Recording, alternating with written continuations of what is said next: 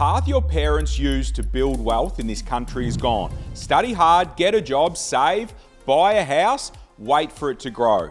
That formula worked for 50 years. It doesn't work anymore. And over the next 5 years, the gap between the people getting ahead in this country and the people getting crushed by it is going to widen faster than we have ever seen. Most Aussies are still standing on the wrong side of the line, doing exactly what they've always done, and they don't even realise that they're losing ground every single day. I've spent the last decade in property development helping everyday Australians get on the right side of this gap. And today, I'm going to show you why the old playbook is finished, what's happening underneath the headlines, and what a small minority are quietly doing right now to build serious wealth while everyone else waits for the market to save them.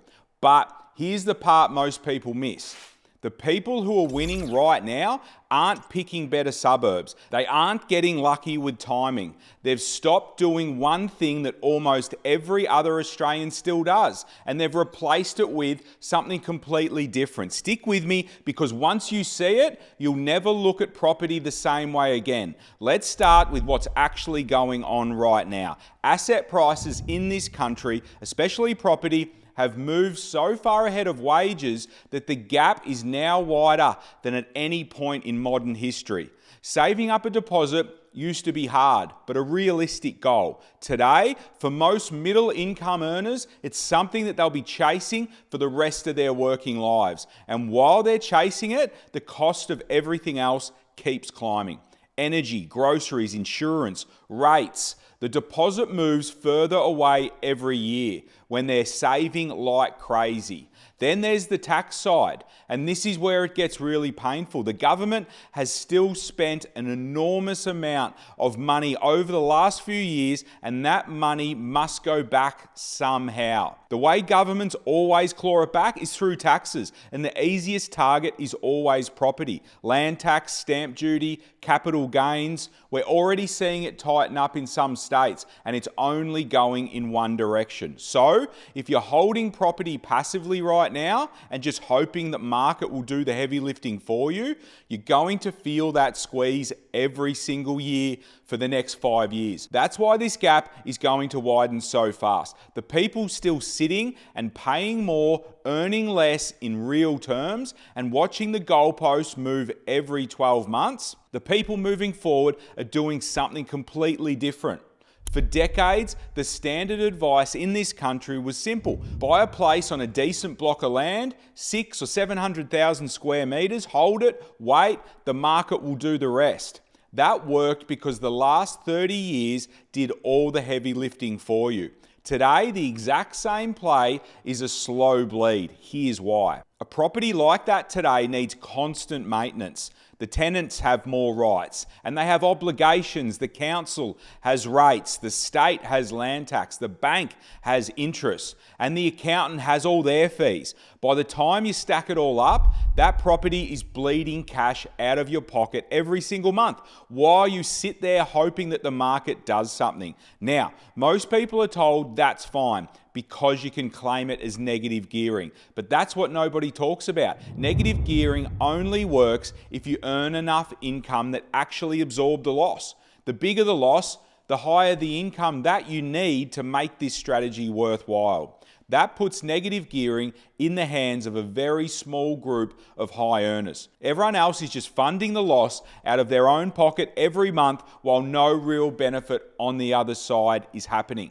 That's not a strategy, that's gambling with your money on hope. And in the next 5 years, as holding costs climb and new taxes come in, that gamble only gets worse. If you're trying to wrap your head around all this stuff properly, jump into the Little Fish Network. It's our free community where everyday Aussies are working through this stuff together, sharing what's happening on the ground with their own projects. It takes 2 seconds to join, links in the description. So, if the old play is broken, what actually works?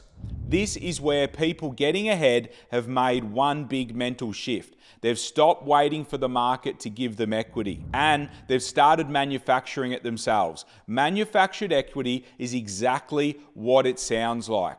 You take a property And through your own action, you force the value to go up. You don't sit there hoping, you go create the uplift yourself. The reason this matters is simple. The market is unpredictable. It might go up, it might sit flat for 5 years, it might go backwards. You have zero control over any of that. But you can completely control what you do to the asset itself. Now, here's the rule that you can't break if you're going to play this game. The asset has to have a strong land component. That's non-negotiable because one truth in property never changes. The building on the land depreciates and the land itself is the part that appreciates. So when you're hunting for a site to manufacture equity on, you're not chasing a fancy house. You're looking for a solid block of land in a good area where the land is the hero of the deal. From there, activation can take a few different shapes. You might do a backyard subdivision and add a second home behind the existing one.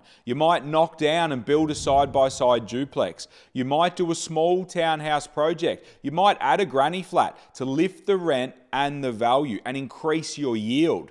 Different shapes, same DNA. You're taking an asset and forcing it to work harder for you instead of waiting around for the market to do you a favor. And here's why this matters. More than ever right now, while everyone else is waiting for the next 5 years to be kind to them, the people manufacturing equity are creating uplift in 18 months that the average property owner takes a decade to see.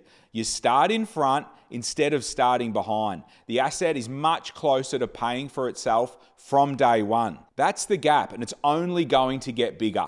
Once you understand the shift to manufacturing equity, the next question is what you do at the end of the project. You've got two main exit strategies. The first is build and create the uplift and sell. You realize the profit, you take the cash, you roll into the next deal. The second is build, create the uplift and hold. You keep the asset, you've started in front, you let time and capital growth do the rest. Both strategies work. Both have made plenty of Australians very wealthy. But for me, the most bulletproof play is when you set the project up where you can do either. That means your numbers make sense if you sell, and your numbers make sense if you hold. You're not locked into one or the other. You're not forced into a sale because the market wobbles at the wrong moment. You're not forced to hold something that doesn't make sense to keep. You give yourself options. And in a market like the one we're in now and the one we're heading into, having options will be the key. But this only works if the numbers work for real. Not optimistic, not best case, real. So reality.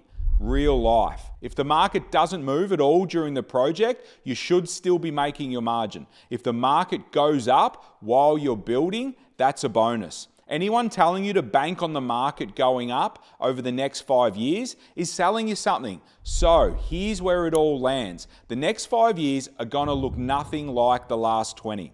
The people who keep doing what they've always done, buying passively and waiting for the market to do the heavy lifting, are going to feel the squeeze get harder every single year. Higher costs, new taxes, stagnant returns, a widening gap they can't close from the sidelines.